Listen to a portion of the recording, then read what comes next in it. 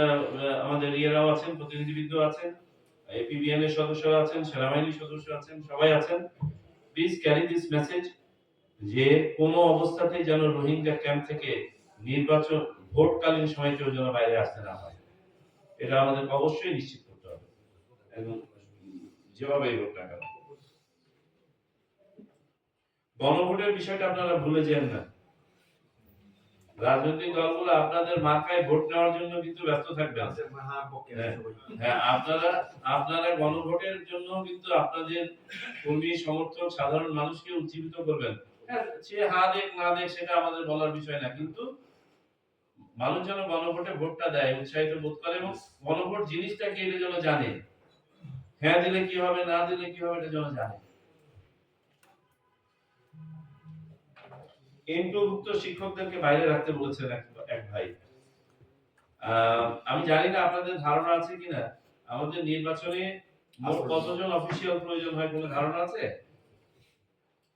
আনুমানিক 8.5 লক্ষ। 8.5 লক্ষ। এখন যদি আমি এমপিওভুক্ত প্রতিষ্ঠানের সব শিক্ষককে বাদ দিয়ে দিই, তাহলে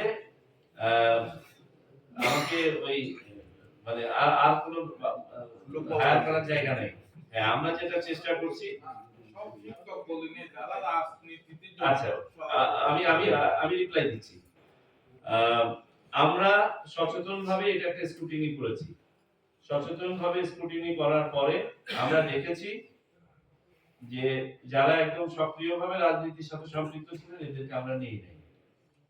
যারা অতীতে আপনার প্রিজাইডিং অফিসার হিসেবে দায়িত্ব পালন করেছে এই গত 3টা বিতর্কিত নির্বাচনে, পারতপক্ষে তাদেরকে নেই নাই। এরপরেও যদি টুকটাক কারো ব্যাপারে আমাদের 10% রিজার্ভ রাখা আছে, 10 না 20% 10% 10% ইয়ে রাখা আছে, রিজার্ভ রাখা আছে। যদি আমরা কারো ব্যাপারে সেই ধরনের সুনির্দিষ্ট কমপ্লেইন পাই, পলিটিক্যাল অ্যাফিলিয়েশন পাই, তাহলে তাকে আমরা সরিয়ে দেব।